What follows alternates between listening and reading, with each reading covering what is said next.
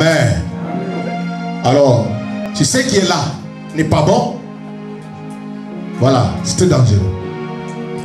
Donc, selon des moyens, ou parmi les moyens qu'on communique, qu'on peut recevoir les dons, l'imposition de main. Il va encore le confirmer dans Romains chapitre 1er.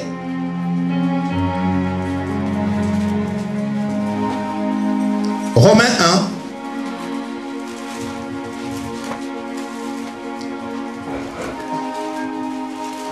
Versets 11 et 12. Romains chapitre 1er, versets 11 et 12. Paul va dire ceci: car je désire vous voir pour vous communiquer quelques dons spirituels, afin que vous soyez affermis, ou plutôt afin que nous soyons encouragés ensemble au milieu de vous par la foi qui nous est commune, à vous et à moi. Alléluia. Amen. Paul était pressé de voir ces Romains, ce chrétien de Rome. Il était pressé de le voir. Il va dire: je désire vous voir. Pourquoi? Pour vous communiquer des dons, pour vous donner des capacités, d'être réellement des témoins là où vous êtes à Rome, que vous témoignez Christ véritable, doté des capacités nécessaires, surnaturelles. Alléluia. Voilà pourquoi nous avons commencé depuis la prière. Quand on prie, on reçoit tout de Dieu. Tout nous vient par la prière. Alléluia. Par la prière, nous recevons tout. Et ça, ce sont des moyens que le Seigneur aussi utilise pour transmettre, pour donner à tous ceux qui ont soif. Pourquoi moi, si je reconnais en quelqu'un quelque chose de Dieu, si je reconnais par l'Esprit, je ne doute pas de venir qu'il m'impose la main. Alléluia. Amen. Ça, c'est recevoir facilement. Il y a des choses où il faut faire 2 jours de jeûne, 3 jours de jeûne. Mais quelqu'un qui a jeûné, qui a prié et qui est la doté de toutes les capacités, qui est en accord avec le ciel, un serviteur authentique de Dieu, frère, quand il m'impose la main, je prends facilement. Alléluia. Amen. Alors je vais me presser, je vais aller, il m'impose. Alléluia. Mais il faut que je sois convaincu en moi. Amen. Amen. Gloire à Dieu. Là maintenant nous passons à cette dernière famille de dons, qui est les dons de puissance. Les dons de puissance.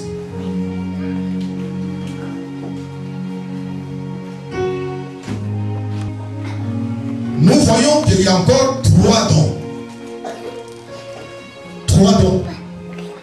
Donc c'est les 3 derniers dons que nous allons traiter. Le premier don, c'est le don de foi. Le deuxième don, c'est le don de guérison. Le don de guérison, c'est au pluriel. Nous saurons pourquoi. Des guérisons au pluriel. Et le troisième, c'est le don d'opération des miracles. 3 dons dans cette famille, ou ce groupe de dons de puissance. Alléluia. Amen. Alors commençons par les dons de foi. Il y a plusieurs foi, frères et sœurs. La foi. Mais la foi dont il est question ici, c'est la foi en tant que don. Le don de l'esprit. Mais il y a foi, foi et foi. Entre autres, nous allons prendre la foi qu'on va appeler une foi passive. Alléluia. Amen. Une foi passive. Il y a de ceux-là qui se déclarent: j'ai la foi, je crois en Dieu, je crois qu'il y a un Dieu qui existe, je crois, je suis croyant, mais pas, comment ils disent, pas pratiquant. Alléluia. Une foi qui se déclare mais qui ne s'atteste pas. une foi qui se proclame, mais qui ne se démontre pas. Alléluia. C'est une foi passive. Une foi passive. Alléluia. Jacques va dire qu'une foi sans œuvre, c'est une foi morte. Elle est passive. Sans action. C'est une foi morte. Elle se déclare. Elle se raconte. Mais il n'y a pas de fait. Ça, c'est la première foi. Il y a une autre foi. Cette foi-là, c'est l'assurance par rapport à l'assurance du salut. L'assurance du salut. On a cette conviction que je crois en Dieu et je suis sauvé. Ça, c'est aussi la foi. Alléluia. Et c'est la foi véritable. Car il faut que nous ayons la foi pour notre salut. Je n'en ai pas honte. Nous allons lire cela dans Romains chapitre, là où nous sommes, chapitre 1er, au verset 16. Car je n'ai point honte de l'évangile. C'est la puissance de Dieu pour le salut de quiconque croit. Du juif premièrement, puis du grec. Voyez, je n'ai pas honte de l'évangile. C'est la puissance de Dieu pour le salut. Donc, ça c'est la foi du salut. Il n'en avait même pas honte. Il avait l'assurance d'être sauvé. C'est la foi. Alléluia. Pierre aussi va dire quelque chose. Toujours dans cette foi-là, ou concernant cette foi-là, du salut. 1 Pierre, chapitre 1er, au verset 8. 8 et 9. Il va dire, vous l'aimez sans l'avoir vu. Vous croyez en lui sans le voir encore. Vous réjouissant d'une joie merveilleuse et glorieuse. Parce que vous obtiendrez le salut de vos âmes pour prix de votre foi. Alléluia. Le salut de vos âmes, vous l'obtiendrez pour prix de votre foi. Celui que vous croyez, en qui vous croyez sans l'avoir vu.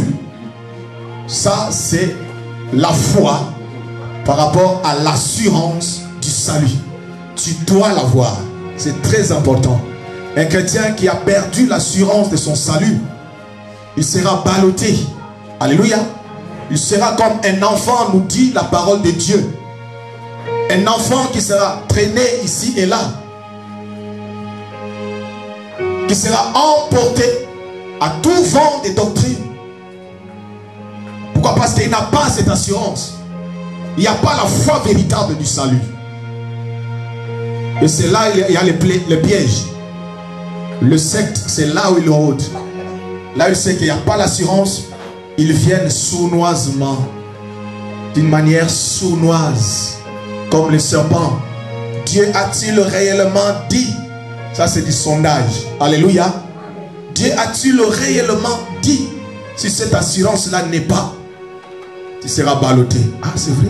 Est-ce que lui là, il n'est pas assise? Alléluia. Lui là, la foi n'est pas... Ah, allez. La séduction. C'est pourquoi nous devons avoir cette assurance, cette foi, assurance. Alléluia. Et la troisième foi, c'est la foi étant un don de Dieu. Les dons de Dieu. La foi du don, c'est la foi que nous voulons parler maintenant. Cette foi-là, c'est une habileté. Vous avez compris que tous les dons de Dieu, toute cette grâce-là dont nous parlons, tout est surnaturel. La foi, c'est du surnaturel. Alléluia. Là, il n'y a rien de visible. Il n'y a rien de palpable. Rien. Il n'y a rien de compréhensible. Tout est surnaturel. Tout est basé par rapport à la foi. On croit un point et un trait. Alléluia. C'est une habileté surnaturelle, n'est-ce pas? pour croire sans douter aux choses de Dieu. La foi, c'est croire. C'est qu'on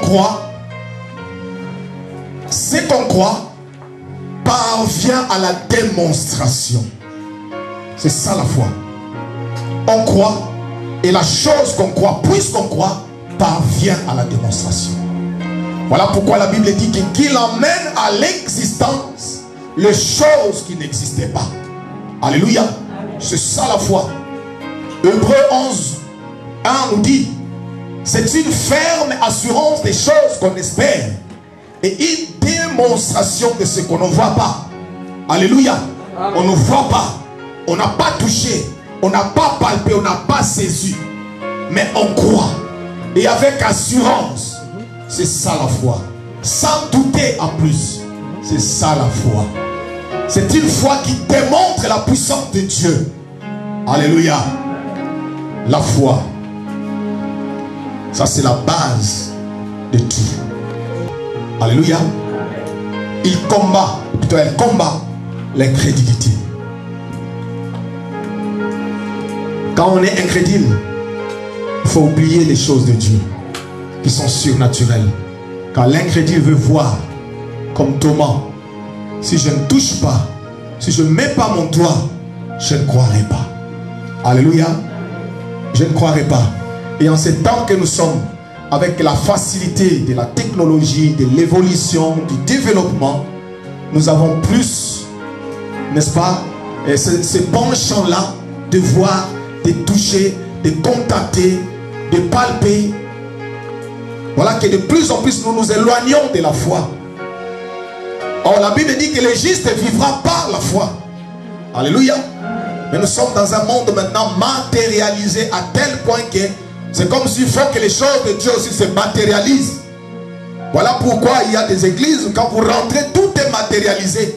Même le Jésus n'est plus le Jésus de la foi, le Jésus de la vue. Il faut que vous le voyez là pendu sur une croix. Alléluia. Non, moi mon Jésus à moi n'est plus sur la croix. Il a quitté la croix. Alléluia. On l'a enterré provisoirement 3 jours sous la terre. Mais le 3e jour, il était ressuscité de la terre. Alléluia. Ressuscité de la mort. Il est sorti du tombeau. Il a libéré les tombeaux. Alléluia. Il a vidé son tombeau. Il est reparti chez lui. Victorieux. Voilà le Jésus que je sers. Voilà le Jésus en qui moi je crois. Ce n'est pas le Jésus qui est toujours bébé.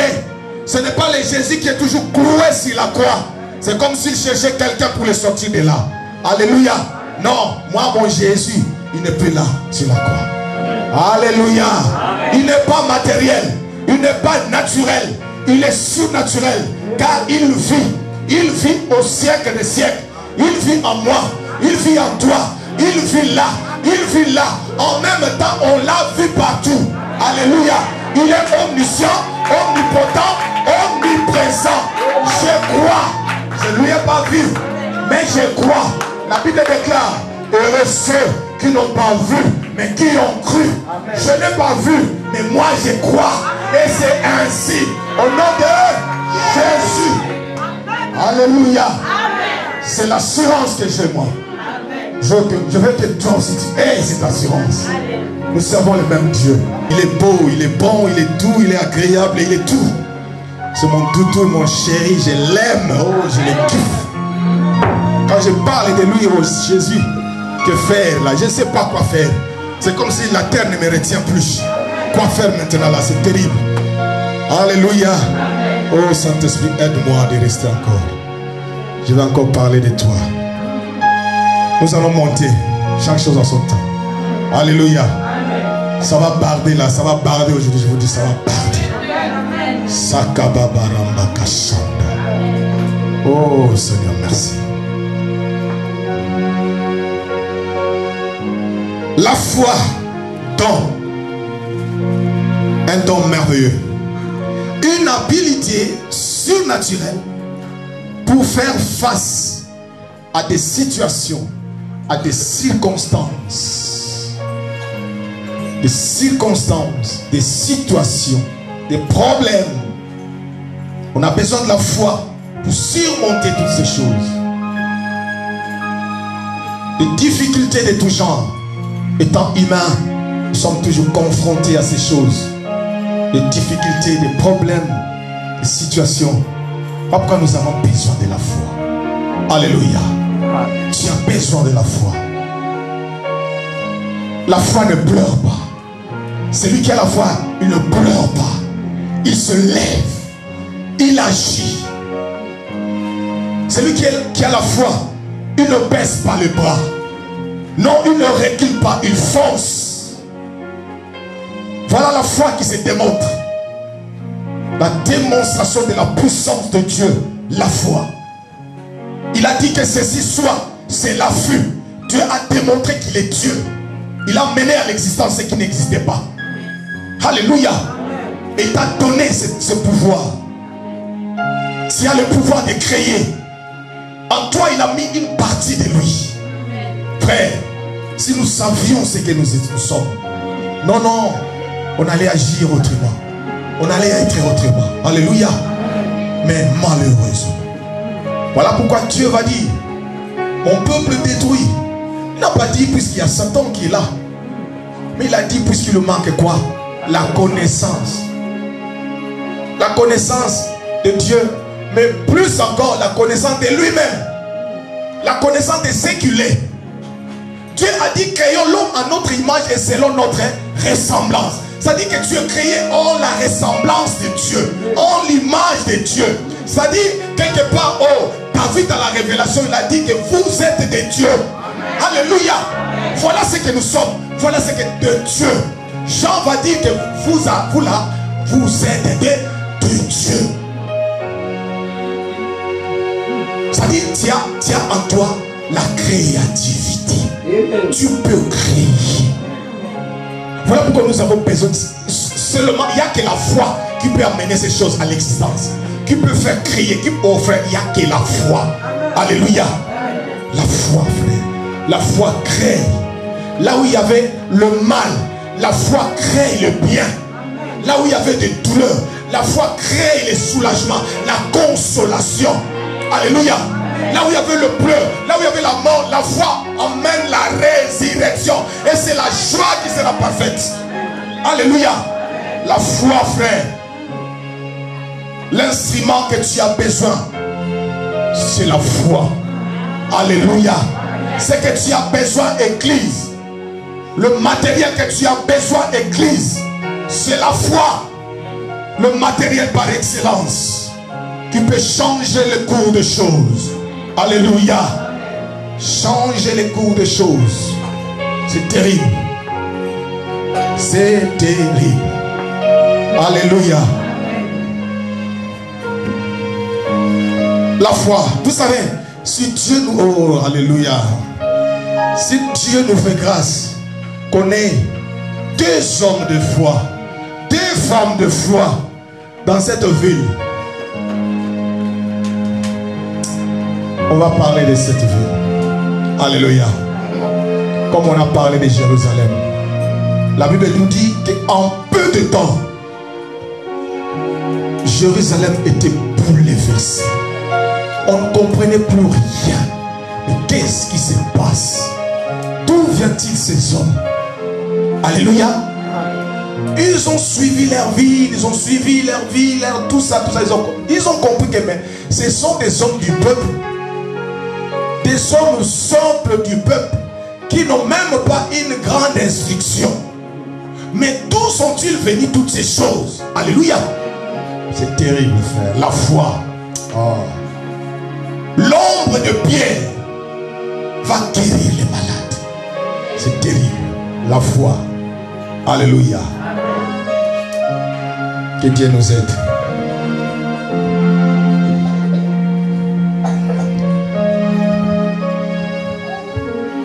Matthieu chapitre 17, verset 20. Jésus va dire que si vous aviez la foi, ne serait-ce que comme un grain de sénévé, vous diriez à cette montagne de se déplacer et elle se déplacerait. La foi, comme un grand de s'élever, pardon. C'est-à-dire que la foi peut déplacer les montagnes. La foi peut déplacer les maladies. Elle peut déplacer Satan. Elle peut déplacer les démons. La Bible dit, en mon nom, ils chasseront les démons. C'est la foi, frère. Alléluia. Avec la foi, tu peux ordonner aux démons, quel que soit leur nombre. Jésus avait rencontré des bataillons de démons dans la vie de ce fou de Gadara. Alléluia. Ils ont dit que nous sommes une légion. Vous connaissez la légion comporte combien de soldats? Alléluia. Et c'était le nombre de démons qui étaient en cet homme-là. Voilà. Et ils ont reçu l'ordre de partir. C'est-à-dire qu'il a déplacé le démon d'un lieu à un autre, frère. Tu as ce pouvoir. Tu as cette autorité. Alléluia. De déplacer les démons, de déplacer Satan et sa compagnie et ses acolytes, les déplacer. La Bible dit en mon nom. Alléluia. La foi, frère. La foi, c'est la proclamation, c'est la déclaration des paroles, n'est-ce pas? Basée sur la parole de Dieu. Et le baser sur la parole de Dieu. Et le baser sur la puissance de Dieu, nous dit Corinthiens. Alléluia. Sur la puissance de Dieu, elle repose sur la puissance de Dieu. Paul nous dit cela dans le livre de Corinthiens. Elle repose sur la puissance de Dieu. C'est-à-dire c'est la démonstration, c'est la manifestation de la puissance de Dieu. La foi démontre qu'il y a un Dieu qui existe. Qu'il y a un Dieu réel et véritable.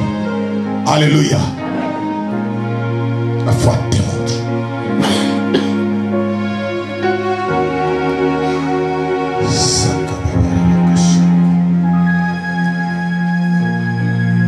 La foi,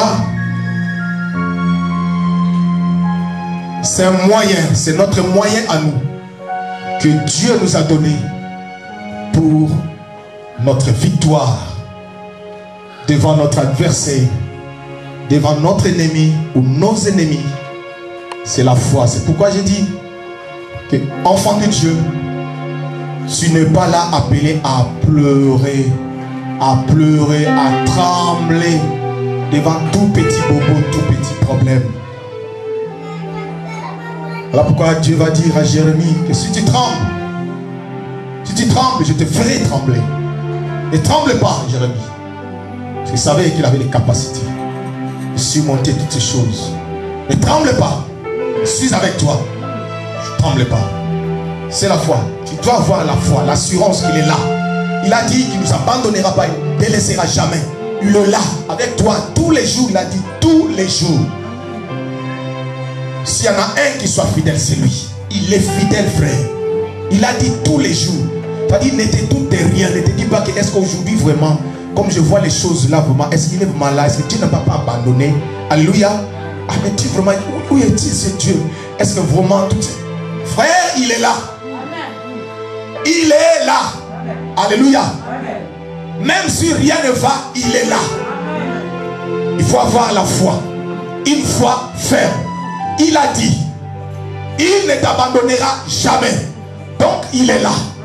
Alléluia. C'est pourquoi j'aime cette femme Tsunamite. Oh, cette Tsunamite, que le Seigneur la bénisse encore là où elle est. Alléluia. Bien que l'enfant n'était plus là, l'enfant plutôt était mort. La femme était avec l'enfant. Elle a vu. Elle a constaté. Alléluia. Elle a fait vraiment un constat clair que l'enfant ne respirait plus. C'est-à-dire que l'enfant était mort. Elle va descendre tranquillement, doucement. Et elle va rencontrer son mari, le père même de l'enfant. Lui poser la question: comment vas-tu? Tout va bien. Quelle folie! Quelle folie! Cette femme a pris une risque. Et si l'enfant ne ressuscitait pas, donc le mari allait dire que toi tu es complice de la mort de mon enfant. C'est-à-dire certainement c'est toi qui l'as tué avant de descendre. Alléluia. Tu l'as tué avant de descendre. Ça allait créer un sérieux problème. Mais la femme n'a pas calculé. Elle n'a pas raisonné. Cet enfant ressusciterait ou pas. Elle n'a pas calculé. Frère, la foi ne calcule pas. La foi ne raisonne pas. Elle se démontre. Alléluia. Elle se démontre, frère. Tout va bien. Tout va bien. Alléluia. Elle avait l'assurance que cet enfant ressusciterait. Le Dieu qui m'a donné cet enfant est capable de me le ramener encore en vie. Alléluia. Elle a cru. Elle a cru. Si tu crois, tu verras la gloire de Dieu. Frère, la foi, c'est la folie. Mais elle est une folie pour ceux qui se perdent. Mais pour nous, c'est la puissance de Dieu. Alléluia. La foi démontre qu'il y a un Dieu. La foi ne limite pas Dieu. La foi, frère, c'est comme si on mettait Dieu en épreuve. Celui qui a la foi, si tu mets la foi en quelque chose, la foi, sans douter, une foi pardon, sincère, véritable, c'est comme si tu mets Dieu en épreuve. Alors, comme ce Dieu-là n'échoue jamais, comme ce Dieu-là, il n'a jamais été vaincu par quoi que ce soit. Comme ce Dieu-là aime les défis, il ne peut que le relever. Alléluia. Il ne peut que le relever. Dieu honore son nom. S'il y a quelqu'un qui tient sur son nom, c'est Dieu. Alléluia. Voilà pourquoi il va dire, je suis l'Éternel dans Ésaïe. C'est là mon nom. Je ne donne pas ma gloire à un autre. Non, il tient sur sa gloire. Il tient sur son nom.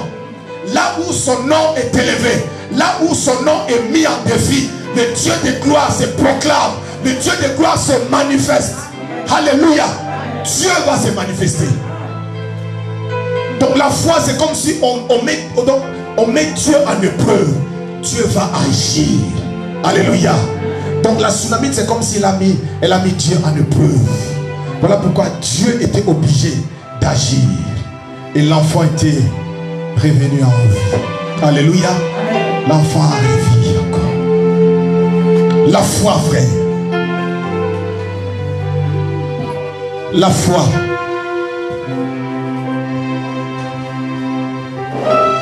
Une démonstration de ce qu'on ne voit pas. Mais on croit.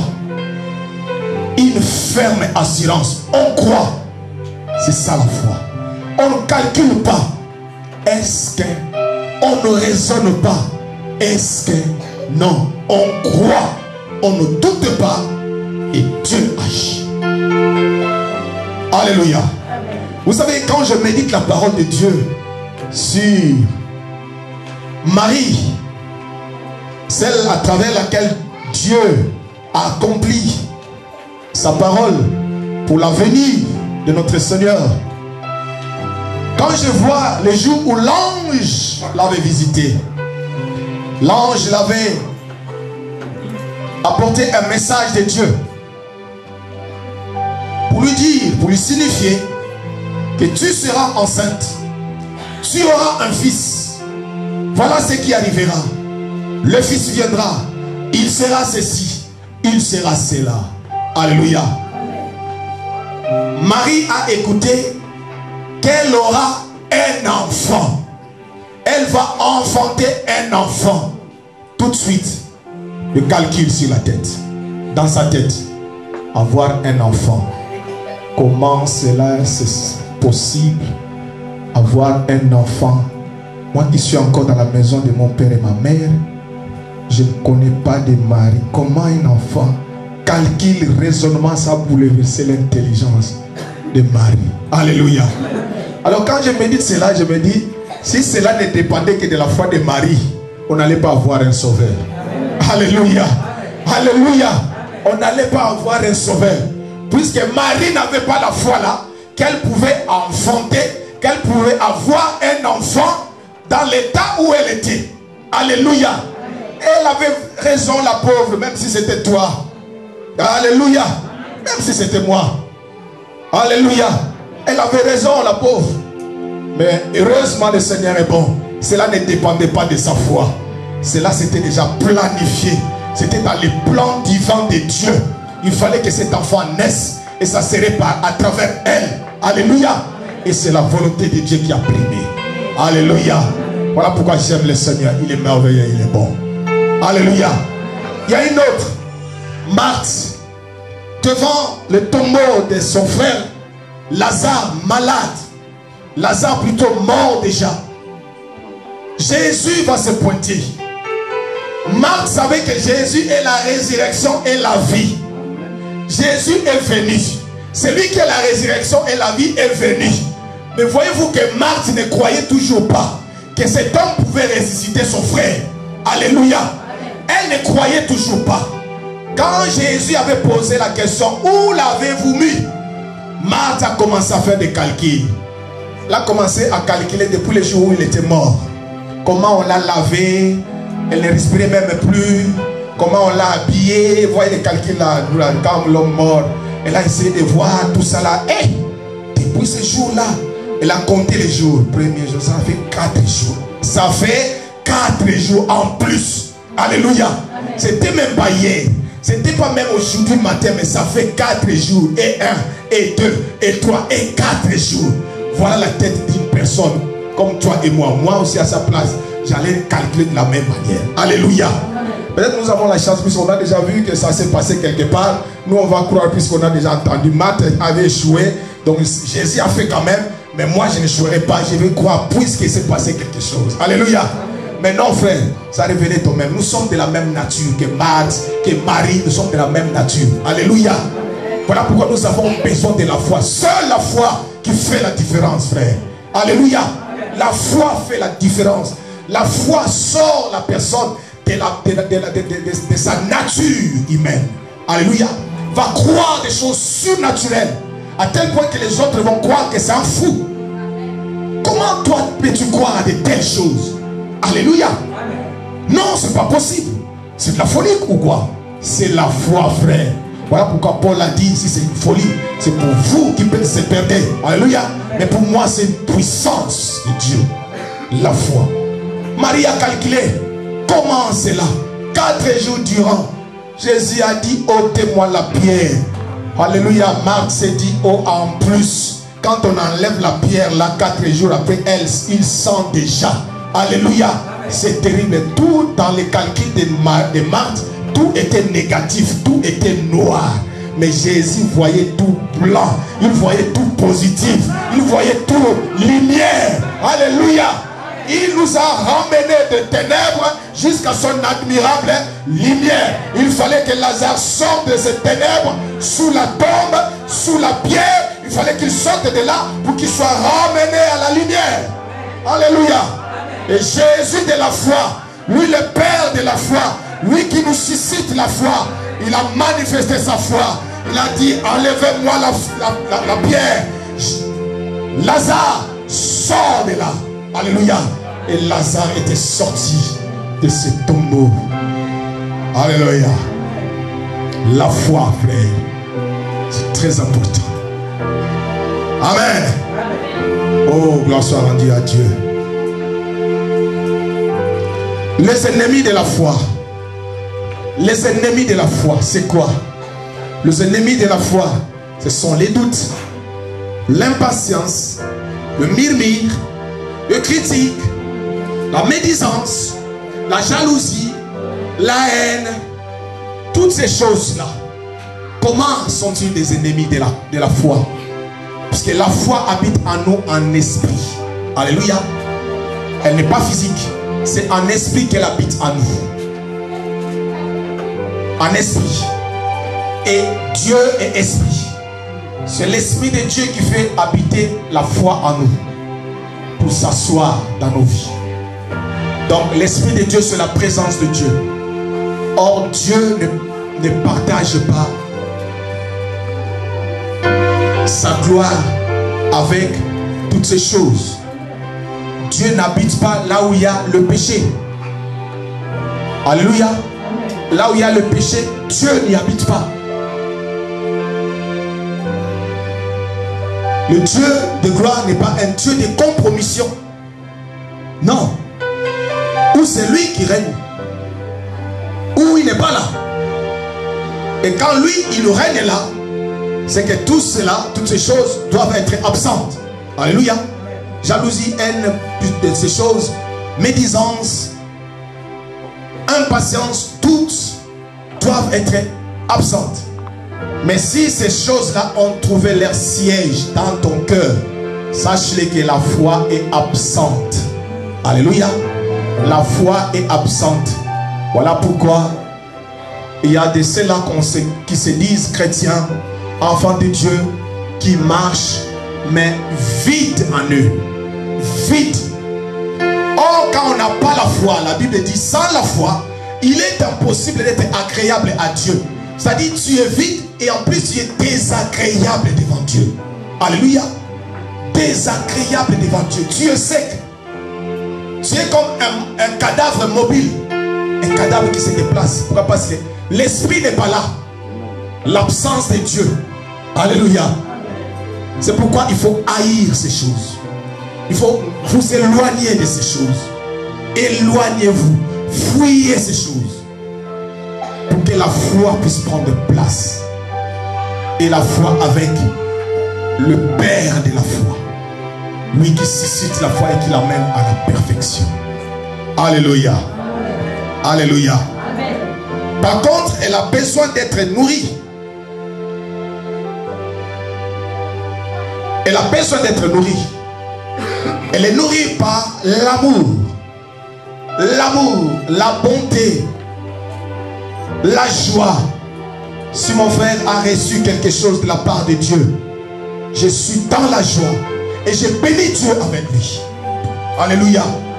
Et cela ouvre la porte de mes bénédictions. Sans haine, sans murmure, sans discussion, sans se poser des questions. Pourquoi lui et pourquoi pas moi? Pourquoi son enfant et pas mon enfant? Pourquoi son mari et pas mon mari? Pourquoi sa famille et pas ma famille? Sans se poser des questions, sans murmure, sans critique, sans quoi. Je suis dans la joie puisque Dieu a béni mon frère, Dieu a béni ma soeur. Je partage sa joie et ensemble nous bénissons le Seigneur. Cela ouvre mes portes à moi. C'est mon tour qui viendra après. Alléluia. Mais quand je mets la haine, la jalousie, pourquoi lui, pourquoi pas moi, frère, c'est ma porte que je bloque, que je ferme moi-même. Alléluia. Si tu as de la jalousie, de la haine par rapport à ton frère, ta soeur, qui a reçu quelque chose, une bénédiction de la part de Dieu, sache-le que frère, tu fermes ta porte. Sœur, tu fermes ta propre porte. Alléluia. C'est-à-dire, tu éloignes de toi tes bénédictions. Alléluia. À cause de la haine, à cause de la jalousie, à cause de murmures, à cause de